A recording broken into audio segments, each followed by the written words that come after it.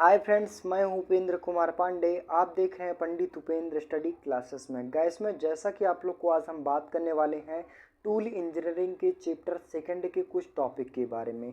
जैसा कि आप लोग को नेक्स्ट क्लासेस मैंने कुछ टॉपिक के बारे में बात किया था, आज का टॉपिक होने वाला है हाई स्पीड स्टील में यम मेटल क्या होता है और टी मेटल क्या होता है, इन दोनों के बीच में वर्गीकरण क्या होता है, इन दोनों टॉपिक के बारे में पूर्ण रूप से डिस्कशन करने वाले हैं। तो ये वीडियो काफ़ी हेल्पफुल होने वाली है, वीडियो लास्ट तक देखना तभी आप लोग को समझ में आएगा। चलिए बात करें, जैसा कि आप स्क्रीन के माध्यम से देख पा रहे हैं, टूल इंजीनियरिंग जो हमारा टॉपिक होने वाला है वो हाई स्पीड स्टील का यम और टी का वर्गीकरण क्या होता है, इनके बारे में हम जानेंगे। यानी यम क्या होता है और टी क्या होता है, जिनके द्वारा हम क्या करते हैं, हाई स्पीड स्टील का जो मेटल होता है उसका प्रोसेस कंप्लीट करते हैं, मतलब बनाते हैं। उनमें यम कौन सा मेटल होता है और वहीं पे टी कौन सा मेटल होता है, इनके बारे में हमें जानकारी जानना है। चलिए बात करें, जैसा कि आप लोग को डिफिनीशन के माध्यम से देखेंगे तो डिफिनीशन हमारा क्या कहता है कि प्रमुखता के तौर पर हाई स्पीड स्टील का वर्गीकरण यम प्रकार के टूल स्टील और टी प्रकार की हाई स्पीड स्टील के रूप में जाना जाता है। मीन्स कहने का मतलब हुआ कि यहाँ पे आपको हाई स्पीड स्टील जब हम लेने जानते हैं या फिर कहने का मतलब है कोई टूल यूज़ करते हैं तो किसी हाई स्पीड स्टील में क्या होता है, यम टाइप का लिखा होता है और किसी में क्या होता है, टी टाइप का लिखा होता है। तो यम टाइप का मतलब क्या होता है और टी टाइप का मतलब क्या होता है, इनके बारे में हमें जानना है। तो वहीं पे आगे हमें बात किया जाए, आगे हमारा टॉपिक क्या कहता है कि यम प्रकार के हाई स्पीड स्टील टूल में प्राथमिकता मिश्र धातु के रूप में मॉलिब्डेनम मिलाया गया है। मीन्स कहने का मतलब हुआ कि जो यम टाइप का हाई स्पीड स्टील होता है उसमें जो मैन्युफैक्चरिंग यानी कहने का मतलब है जो उसका बनाने लगते हैं हाई स्पीड स्टील, तो उसमें जो पहला वाला मेटल होता है, पहला धातु जो होता है ज़्यादा मात्रा में यूज़ करने वाला मेटल कौन सा होता है, तो मॉलिब्डेनम। यानी मॉलिब्डेनम का जैसे कि आप लोग को मैंने बताया यम यानी यम से शुरू हो रहा है, तो इसीलिए कहने का मतलब है यम टाइप का रख दिया गया। और वहीं पे आगे बात की जाए का संयोजन होता है और तथा टी प्रकार के हाई स्पीड स्टील का प्राथमिक मिश्र धातु के रूप में टी टंगस्टन का उपयोग होता है। मीन्स कहने का मतलब हुआ कि जो यम टाइप का हाई स्पीड स्टील होता है उसमें मॉलिब्डेनम की मात्रा ज़्यादा होती है, मिश्र धातु पहला होता, प्राथमिकता ज़्यादा दी जाती है। और जो टी टाइप का होता है उसमें टंगस्टन की मिश्र धातु की मात्रा ज़्यादा दी जाती है। यानी यही दोनों में डिफरेंट होता है। यम टाइप में क्या होता है, ज़्यादा मॉलिब्डेनम यूज़ किया जाता है और जो टी टाइप में होता है हमारा टंगस्टन यूज़ किया जाता है।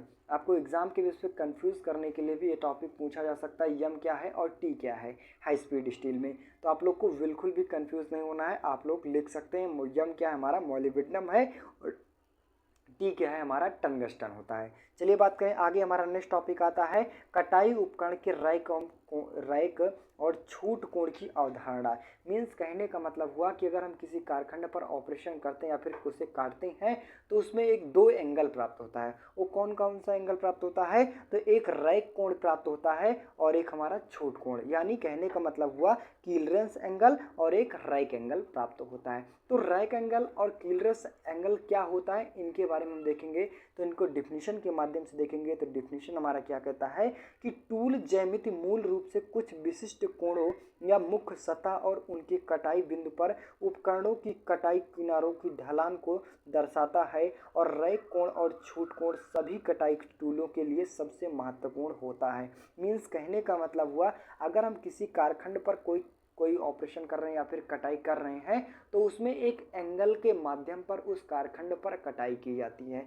तो उसी के आधार पर जिस एंगल पर वो कटाई की जाती है उसमें दो एंगल प्राप्त होते हैं। कौन कौन से, एक रैक एंगल होता है और वहीं पे एक क्लीयरेंस एंगल होता है। तो चलिए हम देखते हैं, जैसा कि आप स्क्रीन के माध्यम से देख पा रहे हैं, यहाँ पे फिगर के माध्यम से ये आपका ले लिया गया, कारखंड ले लिया गया, यानी जो आवश्यक और अनावश्यक पार्ट दोनों मिले हैं इसमें।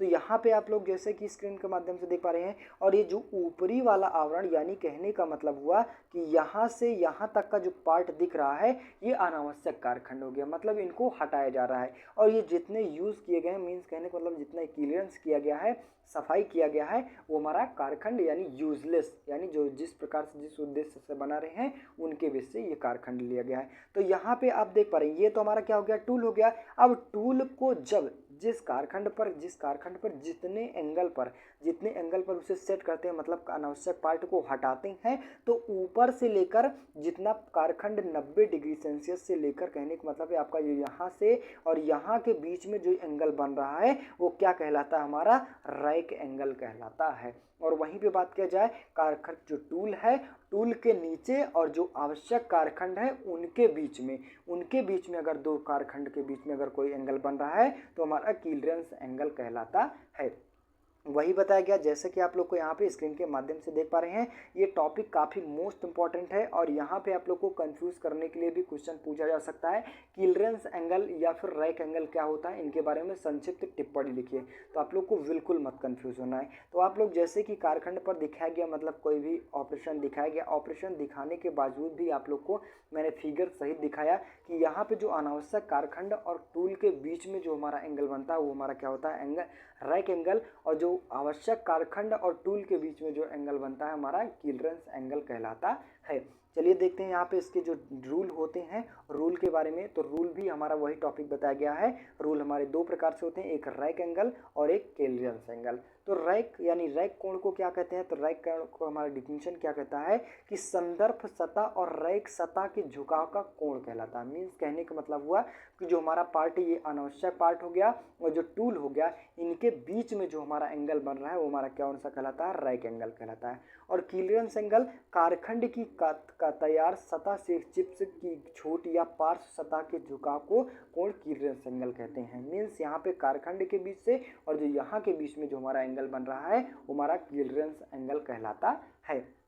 आई होप गाइस यहाँ पे आप लोग को टूल इंजीनियरिंग के जितने भी टॉपिक बताए गए इन लोगों आप लोग को पूर्ण रूप से समझ में आया होगा। तो बस गाइस आज के लिए इतना ही। वीडियो अच्छी लगी हो, चैनल पर नए हो, चैनल को सब्सक्राइब कीजिए, ज़्यादा से ज़्यादा शेयर करने की कोशिश कीजिए। मिलते हैं नेक्स्ट वीडियो में, तब तक के लिए जय हिंद।